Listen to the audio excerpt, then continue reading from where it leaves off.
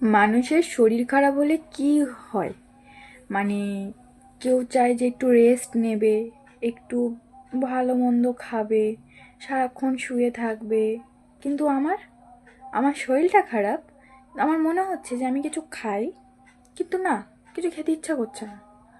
আবার মনে হচ্ছে একটু ঘুমায়, শুলে কি আর ঘুম আসে?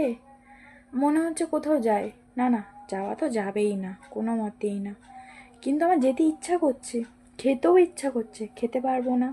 যেতে ইচ্ছা করছে, যেতে পারবো না। ঘুমাতে ইচ্ছা করছে, ঘুমাতেও পারবো না। আমার কিছু একটা করতে ইচ্ছা করছে, কিন্তু করতে ইচ্ছা করছে না কিছু।